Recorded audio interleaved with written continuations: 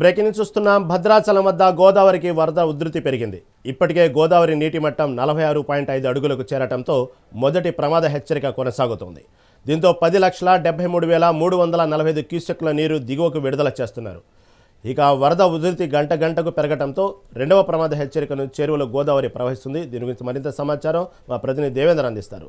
దేవేందర్, చెప్పండి, ఎప్పటికప్పుడు గోదావరి ఉధృతి పెరుగుతా ఉంది, ప్రస్తుతం పరిస్థితులు ఎలా ఉన్నాయి, తాజా అప్డేట్ ఏంటి? గత 4 రోజుల నుంచి కురుస్తున్న భారీ వర్షాలకు ఎగువ ప్రాంతాల నుంచి కూడా వరద నీరు భారీగా వచ్చి చేరడంతో గోదావరి వద్ద భద్రాచలం వద్ద గోదావరి పరవళ్ళు దొక్కుతున్న పరిస్థితి కనబడతా ఉంది.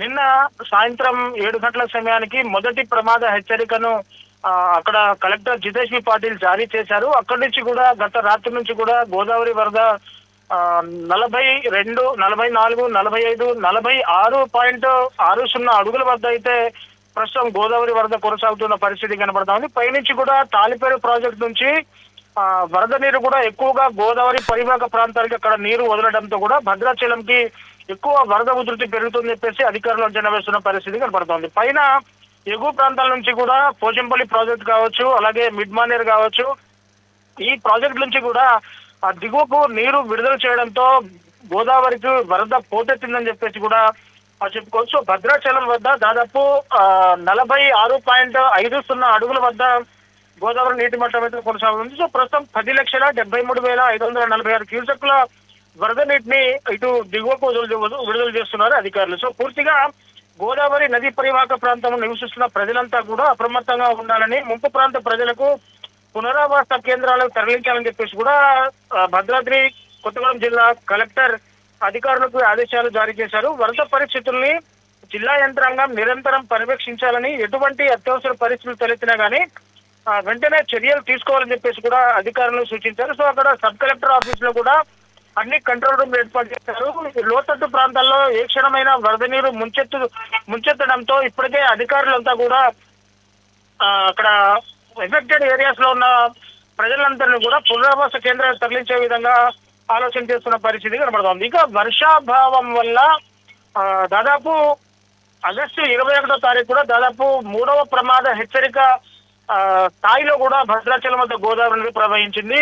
ఒక్క రోజులో దాదాపు 9 అడుగుల మేర భద్రాచలం ముంపు ప్రాంత ప్రజలు కూడా గుండెలు బిక్కుబిక్కుమంటూ బతకాల్సిన పరిస్థితి కనబడుతోంది. ఏ క్షణంలో గోదావరి వరద వస్తుందో, ఏ క్షణంలో నీరు పోటెత్తుతుందో అని తెలియక ఆగస్టు నెల వస్తే చాలు అటు భద్రాచలం ప్రాంత ప్రజలు కూడా భయంగా జీవిస్తున్న పరిస్థితి కనబడుతోంది. ఈ వానాకాలం ఎప్పుడు గడుస్తుందో దేవుడా అంటూ ఆ దేవుణ్ణి ప్రార్థిస్తున్న పరిస్థితి అక్కడ చూసుకోవచ్చు. ఇక భద్రాచలం వద్ద రెండో ప్రమాద హెచ్చరిక కనుక జారీ చేస్తే ఇప్పటికే కొంత ఎఫెక్టెడ్ ఏరియాస్ దూరంలో కూడా వరద బ్యాక్ వాటర్ కూడా పోటెత్తడంతో అటు రహదారులు కొంత దిగ్బంధమయ్యే అవకాశం ఉంది. సో రాష్ట్ర వ్యాప్తంగా భారీగా కురుస్తున్న వర్షాలకు దాదాపు పంట నష్టం భారీగా జరిగింది.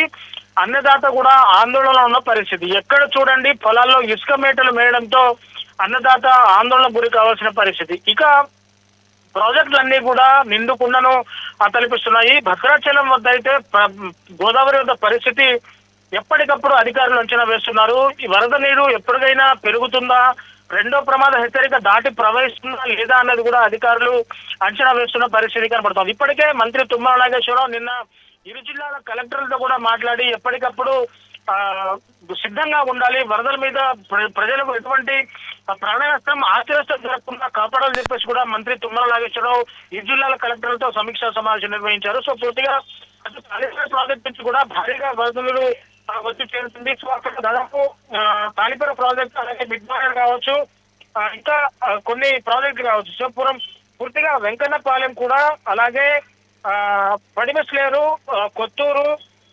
ఆంజనేయపురము, అలాగే గుప్పనగూడెం ఈ ప్రాంతాల్లో కూడా పూర్తిగా వరద నీరు వచ్చి చేరే అవకాశం ఉండడంతో ఇప్పటికే అక్కడ అధికారులు వాళ్ళని వేరే ప్రాంతాలకి తరలించేలాగా చూస్తున్నారు. సో భద్రాచలం వద్ద రెండో ప్రమాద హెచ్చరిక లోపు రావచ్చు, లేదంటే 50 కన్నా అంతకన్నా ఎక్కువ వచ్చే అవకాశం ఉందని చెప్పేసి కూడా చెప్తున్నారు. సో ముంపు ప్రాంత ప్రజలకు ఎటువంటి ఆందోళన చెందాల్సిన అవసరం లేదని చెప్పేసి కూడా ఇటు అధికారులు చెప్తున్న పరిస్థితి కనబడుతుంది.